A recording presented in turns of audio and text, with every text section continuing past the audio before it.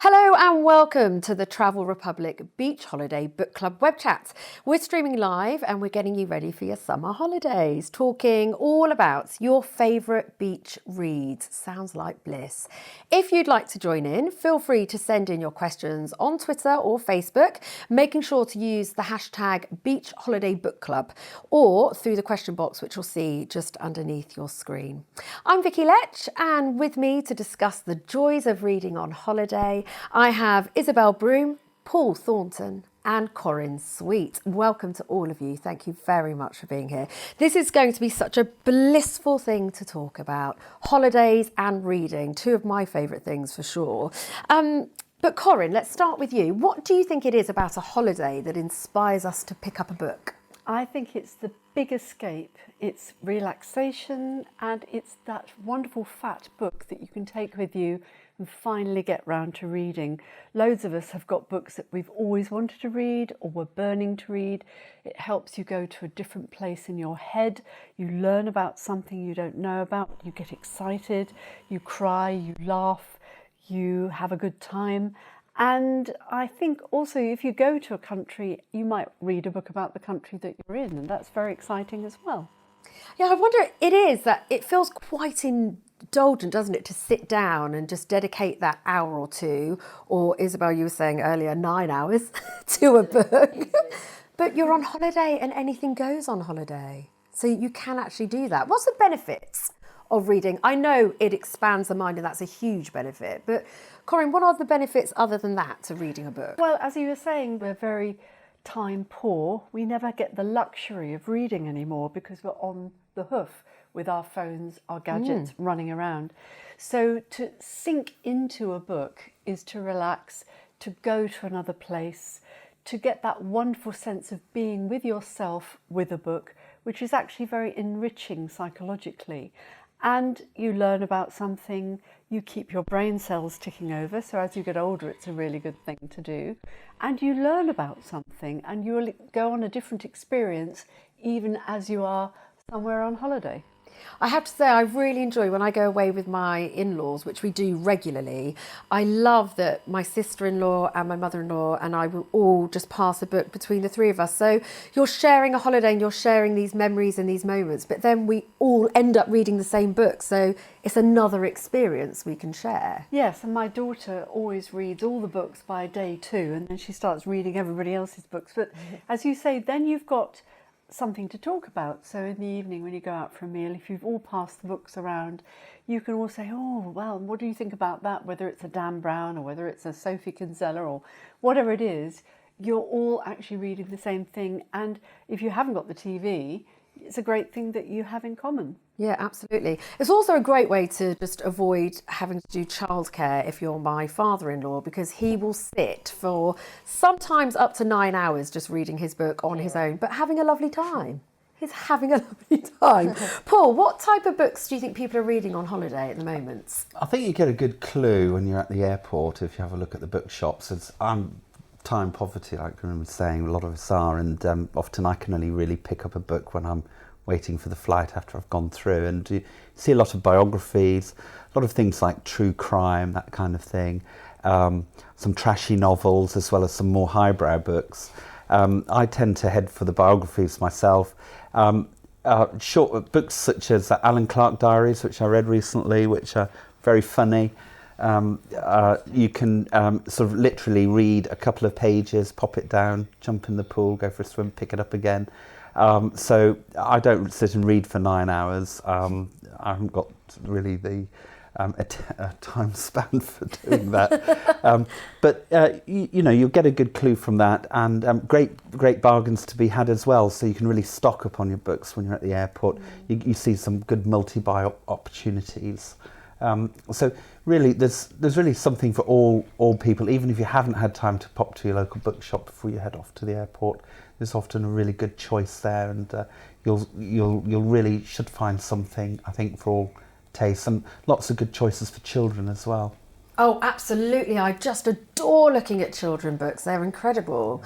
Isabel, I imagine you have an ongoing, very finger on the pulse, updated list of books that you read for pleasure and for work, perhaps? Yeah, I like to have an even mix of the two. But So a lot when of the you go- ones I read for work end up being for pleasure as well, I like to think. So when you go away on holiday, how many books do you take with you? Oh, at least 3 or 4, usually 4.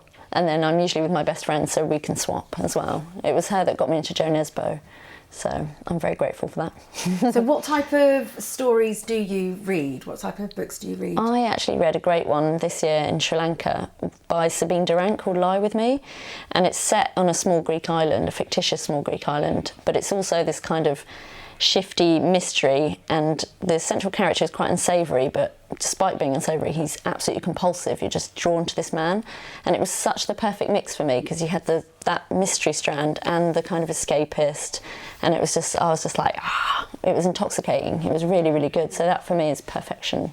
And you could allow yourself to sink into it because you have nothing else going on.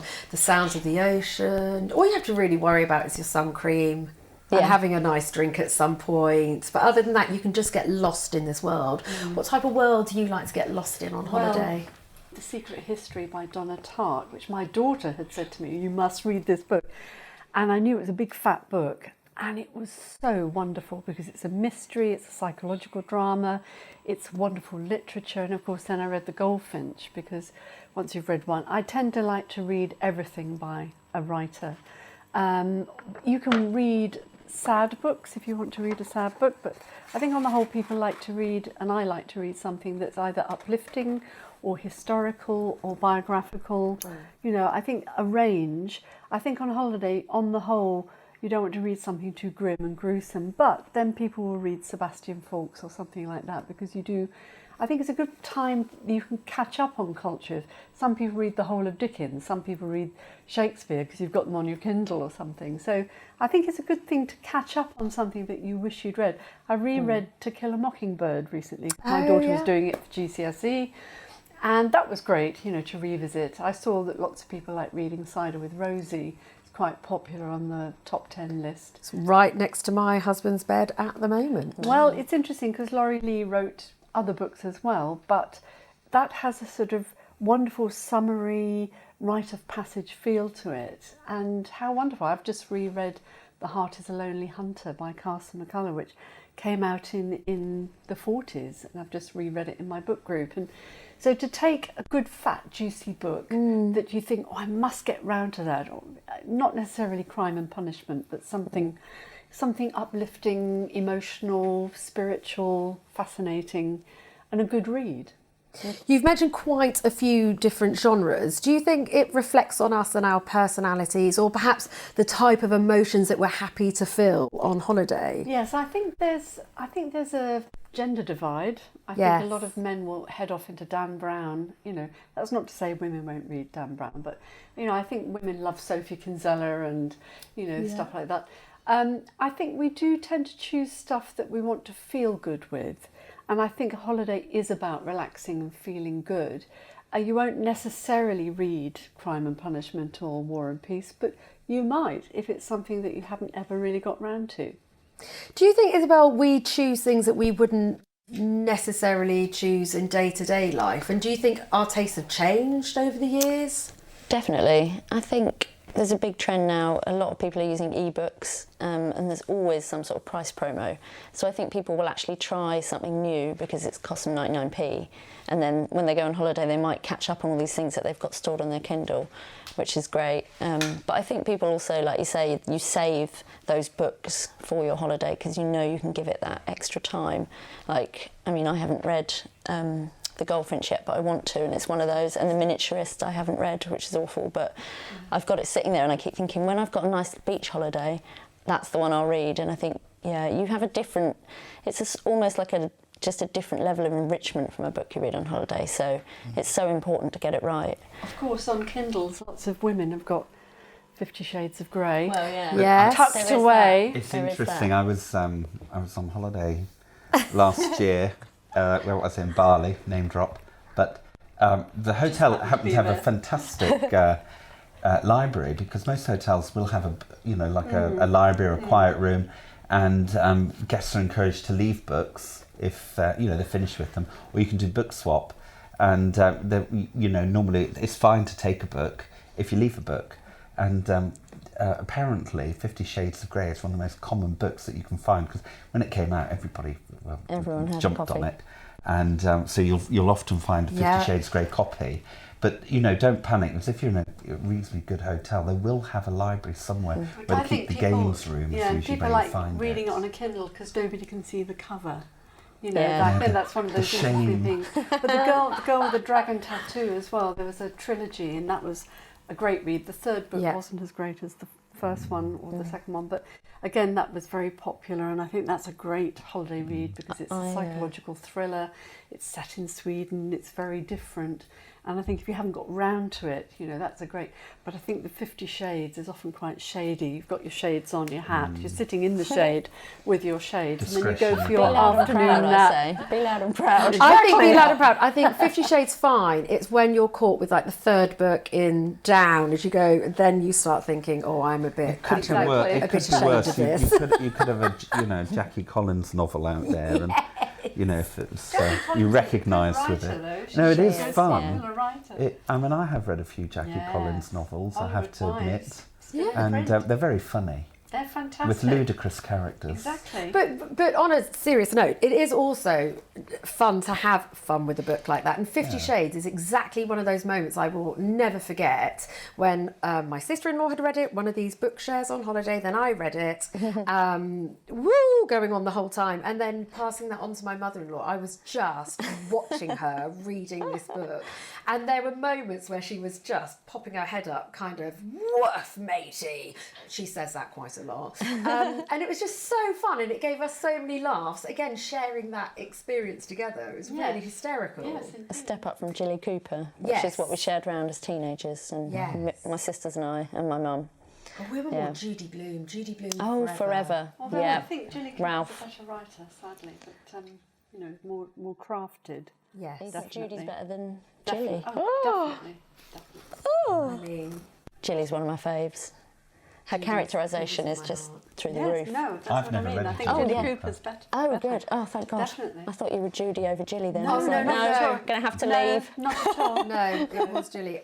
I love Judy, but then it's my era. So you're a biog man, are you? Yeah, well, on this holiday I managed to find the biography of Winston Churchill, which is that thick, but it was... I'm trying to remember which version it was. I think it was... I'll tell you who I love reading is Claire Tomalin, because she writes fantastic biographies. She wrote one of Dickens that reads just like a novel. But this was like an adventure story. Yeah. It was so well written, and it was well thumbed. It had been through many people had it. Yeah. And but it was just so well written, and it was such a wonderful book. Something I read once was Ulysses on holiday, which took me 2 weeks. Wow. And that's That dedication. was a long, I did English as my first degree, but reading Ulysses on holiday, I mean, I don't think I could have read it in everyday life any other way. Yeah. But having a 2-week stretch meant that I could go very slowly and I think that's true with reading. If you can catch up slowly and you can go slowly, it doesn't matter. As you said, you can put it down, pick it up, go for a swim. But this is the great thing about the opportunity of the holiday, which, is the sort of the well-earned break that most people have kind of self-gifted themselves, rewarded themselves perhaps after a long, working year, or an opportunity to spend more time with family, or perhaps a peaceful break. And then you've got this great opportunity to actually sit down with your book on the sunbed, or relaxing with a cold drink, and just a bit of peace and me time. Because it is me time, isn't it? You're there together with the book. You have a relationship with yourself and with the book. And the other thing is, I think I always read something from the culture. So if you go to Spain, you could read Duende by Jason Webster, which is about living with gypsy flamenco players, or just try and read something wherever you're going. Durrells. Yes. Yeah. Oh, yes. Well, of course, they're on telly at the moment. Yeah. I mean, Paul, you're so well travelled, as we know. You've been to I don't know how many places in the last 3 days alone. Do you think there is a book for every environment? Do you think it's quite nice to try and match up your books to your holidays? Well, I think there is. You know, there's so many settings. Like, for example, you know, I mentioned Jackie Collins, you know, with the trashy sort of Hollywood image and California and so on. And when you go to LA and you think, yep, this is pretty well written. This is true. Yeah. And Vegas, for example, or exciting parts of the United States. And equally, if you read The Deep South. The Deep South, for sure.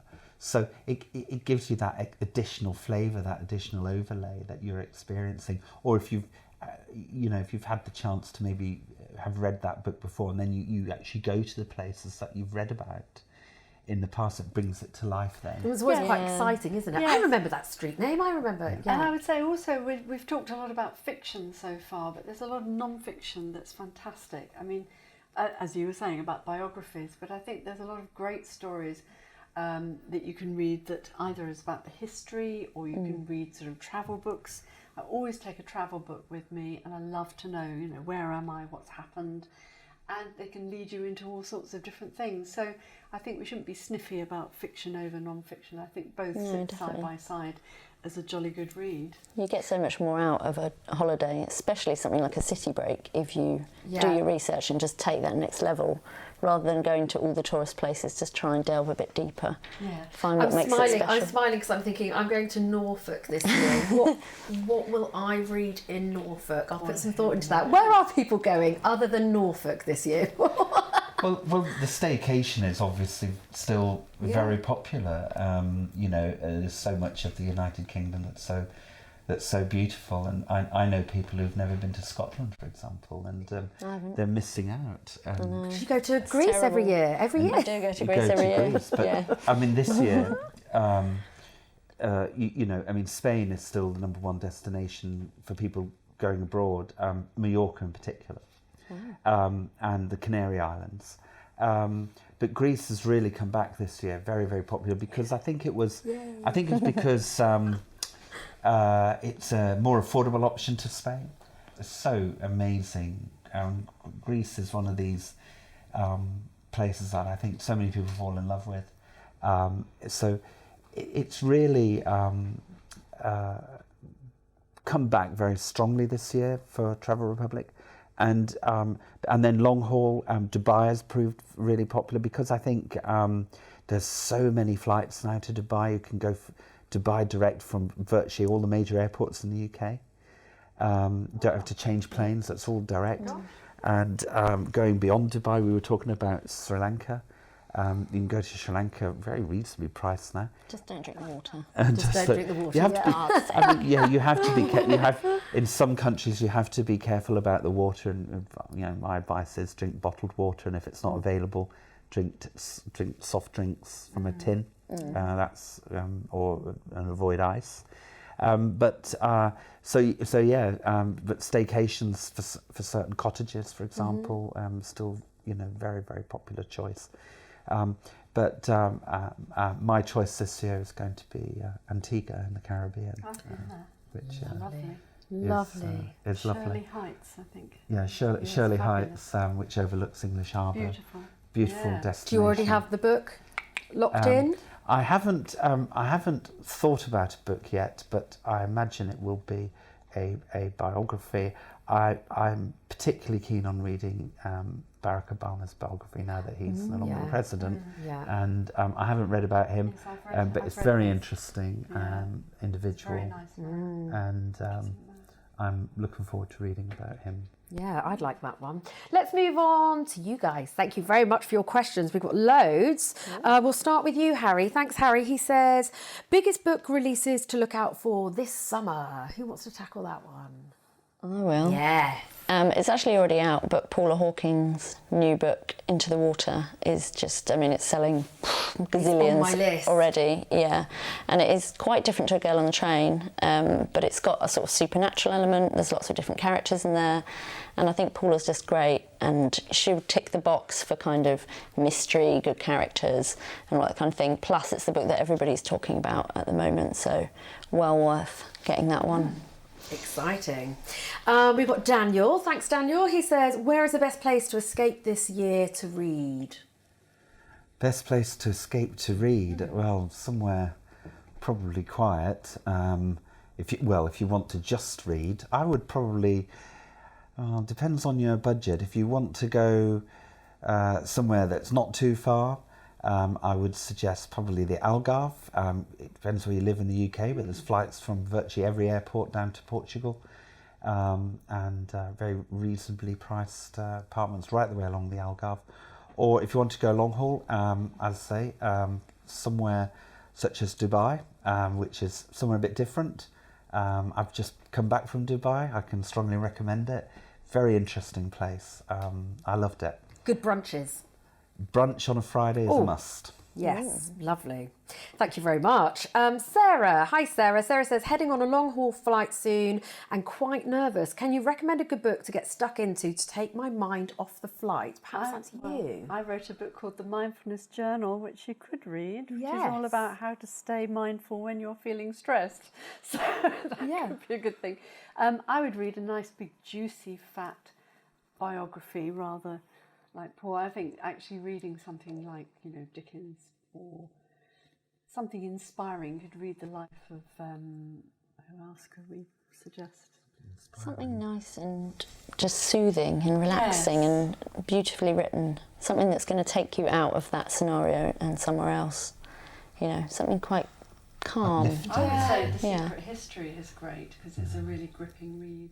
And it's a long book, and it's a page turning, but it's also educational. And I would suggest, a red wine with that. I wouldn't. Oh, would you not really? No. I always enjoy having one red wine on a flight. Not while flying. I would say avoid alcohol while flying. Wow. You get quite dehydrated, don't you, on a I plane? mean, I just It's not had good one. for you. Just one? I wouldn't do it. I like a red Corinne. wine on a flight. Yeah, I do. I really enjoy it. Or maybe a second one if I'm feeling... I always get I'm on only and 5'2", think, I'm I not going to stick have to a the one. drink. No, I think And then they say, lots do you of want a water. drink? And I'm like, yeah. Yeah, I'll have a drink. As long as you've got a nice big glass of water with it. Stick to water. Okay, don't listen to me. Stick to the water in the book. You'll be fine. It's good to disagree, you see. This is what book clubs are all about. And I could have your wine, so it'd be fine. This Actually, one I give from... you mine right now. I'll just give it to you. Thank you. This one from Danielle. Hi, Danielle. What is the perfect setup when reading, i.e. sun lounger, infinity pool in view, G&T in hand? Well, as we were saying earlier, what I'm going to try this year, because I have this thing about tan lines and things getting in my way of my tan. So I'm going to try audiobooks. Yes. On the sun lounger, you can be completely flat out, just your bits covered, the central bits. Headphones tucked away, and you're reading, but you can enjoy the view. I think that's genius. On the other hand, I quite like being on the sun lounger, and I use the book as a screen for the face. Yes. So that's actually quite good because the book, I keep the sun out on my face like that, and then it can collapse on me when I go to sleep. But How many times has that happened where you're laying down and you're, because the book's fallen onto your face? I mean, that's happened to me But quite if a you're in lot. the pool with a book, it's either going to get very wet Yeah. Yes. or the Kindle, no, don't go there. So I think probably sun lounge is probably better than actually being in the water. Someone needs to invent something. There must be have. something where there they is. can hold the Things you book can- up. Some loungers have a sort of built-in thing that kind of pulls It's like around. you I've seen can- them. It's like you can read in the bath and you can get little props Yes. for reading, book stands for reading in the bath. Okay, I need to look Go to into the my London Book Fair, which is where you'll see it all. book accessories. Hello, Kevin. Kevin says, can reading on holiday make you relax more quickly? Personally, I think relaxation is something that we do with our minds, and by saying I am going on holiday, we get very stressed as we build up to the holiday. You probably work harder to get on holiday than you do at all, and I think often in that few days you're going, why am I doing this? Because it's not relaxing. So I would say start reading at the airport, and as you get on the plane, start reading, and then you will begin to go into a little tunnel where you can let go of your life. I went somewhere then. That sounds lovely. Let go. Just let go. Vikesh, thank you. Should you listen to music while you read? Well, there isn't a should. I think a lot of young people multitask and do four things at once. And if it suits you, if you've got used to listening to music to concentrate, A lot of people do that. If it suits you, fine. There's no should at all. Just do whatever suits you. Lovely. I can't do that. No, I don't think I could. Yeah, Well, my couldn't daughter split. would do it. She'd have the earphones in, the telly on, and reading at the same time, and on the, I think that's Yeah. a young person's. I do domain. sometimes edit with really quiet music on in the background. Well, my latest book is set in Spain, and I was listening to sort of Spanish jazz very quietly, just to kind of set the mood. Yeah. Just to constantly be in that sort of Yeah. hearing the language all the time. I think it helps. That's good. I think But very actually people quietly. use it like white noise. Yeah. So it can be like white noise so that you concentrate. But I think whatever makes you concentrate, go for it. As long as you don't interfere with other people's enjoyment. Yes, They're that's not very sitting important. next to you with you hissing. Yes. I think that's Hissing. not relaxing for your neighbours. They're trying to relax with going. Think about other people, kind of exactly. thing. This one from Christy then. I love Greece too. Yay! This isn't your best friend, is it? No. No. Any book She can be, though, if she recommendations? wants to be. Any book recommendations for a Greek holiday? Well, she if you were says. going to Corfu, I'd say My The family. bitter Duran. lemons. My family and other animals. Yeah, bitter lemons. I'm going to be really shameless here and plug my own book, sorry. Do. My for first you. novel is called My Map of You, and it's set in Zakynthos. And it's about a girl who discovers that she's inherited a house there, and she's never been to Greece, she's never even left the UK. So she goes over to Zakynthos to explore, and what follows is a sort of... She finds a map, basically, and she goes on a little tour of the island. So it's very much, if you're thinking of Zakynthos, you could read the book before, and then you can go on the actual tour. All the places are there, they all exist. Very I can't cool. wait. I can't promise you a hot Going to Irish vet, but yeah. And also Great. Captain Corelli's Mandarin. Oh, yes. is a Yes. good one. Or Lawrence Durrell, The Durrells are on telly at the moment. Just read Bitter Lemons, or as you said, My Family and Other Animals, or the, Yeah. I can't remember, it's the Alexandria trilogy, which he wrote. There's lots of Prospero's Cell. Lots Joe of Thomas wonderful has got a books. new one out, I think next month, which is set in Crete as well. Yes, I actually wrote a novel about Crete, but I didn't get it published, and then Captain Corelli is almost exactly the same story. Oh, So no. weird. Wow. But I did win a prize for it, but it wasn't published, so that's quite... I think you I should was bring it obviously on the back. right, I was on the right track though, you see. This is the year Yes. to bring it back. Greece I is spent popular. 2 Yeah. months on Crete, and I suddenly had this brainwave. Try it out with Christy. Absolutely. There's a lot there, Christy. You might have to go back next year and the year after. This one from Melanie. When should you start reading the book? Before you leave, en route, or wait until you get there? Well, as I said, I think it's good to sort of get your books organised, and then when you get to the airport, once you've got through all the security, then you get your drink. You guys will be having Prosecco or wine or whatever. I'd be yeah. having a lovely cappuccino or whatever. And then when you're waiting is the time to start, because I I think it agree. begins getting you into that mood. I am going on holiday. I'm going away. I am Yeah. not going to look at my text anymore, Yeah. just for the moment. And give yourself that treat of getting into your wonderful book. Yeah, I agree. I would have to be at the airport. I couldn't start it at home surrounded by my get all that stuff out of the way suitcases first. and- Yeah. I But it's think like a get part of all the the ritual. business. It's a holiday ritual, Yes. isn't it? Like that Yeah. first lovely open the new book crease. Like, oh, yeah. Yeah. Oh, Great moment. Get your oh, bookmark lovely. ready. We're going to have free travel after this, so aren't we? Yeah. Happy? I'm going to Where are we Antigua next going? week. Where are we going? Yes, get our books out, quick. You've gone slightly pale. Are you okay? Well, he needs to top up his plan, obviously. Yeah, it's been Go 24 back to hours. Dubai with him tonight. A final question then from Kate Wallace. Thank you, Kate. She says, why can I only find time to read when on holiday? Well, I think the psychology of it is that we don't allow ourselves that space in everyday life. People say to me, because I'm actually in a book group, but I also write books, just like Isabel. And I think I read late at night, Yeah. because I'm a sort of late night person. I read on the tube or when I'm travelling. I think a lot of people do that. But I think just give yourself that space to read. I agree. Go to bed sort of 15 minutes before you're exhausted. I'm going through a bad season of going to bed when I'm just fighting Yeah. to keep my eyes open, and therefore I haven't opened a book for like 3 months. So it's just getting to bed, just calming yourself down, putting the phone away. Don't Yeah. go into box set heaven, because Yes. if you get into binge watching, you're not going to read a book. And I think binge watching is sort of competing with a good book these Yeah, days. So Definitely. Just think before you start on the next, binge watch. Think before Read you that book. binge. Exactly. And actually you'll sleep better if you read, because reading before sleep helps you wind down and go to sleep, whereas binge watching winds you up because the screen stimulates your alpha rhythms in your brain. That white, is it the blue light? It's the light. Yeah. So the phone is similar. Yeah. Don't But get off actually- Tinder. Yeah. Get into. Well, Exactly. Owen on Okay. camera today will tell you exactly that. His girls are not allowed to have their screens in the bedroom. It's 8 o'clock, and they can read as much as they want. They can read as much as they want, but not screens. But it's also, we adults, it's also an hour before bed, no screen, because it is interfering with our sleep patterns. Yeah. And actually reading does the opposite. Reading is soporific. So if you're finding it hard to get to sleep, read a very technical or literary book.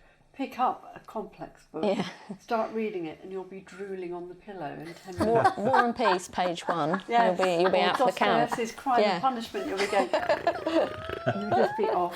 Fantastic. Thank you so much to Corinne, Paul and Isabel. I can't wait to go on holiday, and I can't wait to read another book. It's been a while for me. We are out of time. Thank you all for your brilliant questions. Thanks for watching. And again, thanks to our guests. We'll see you again. Bye-bye. Thank you.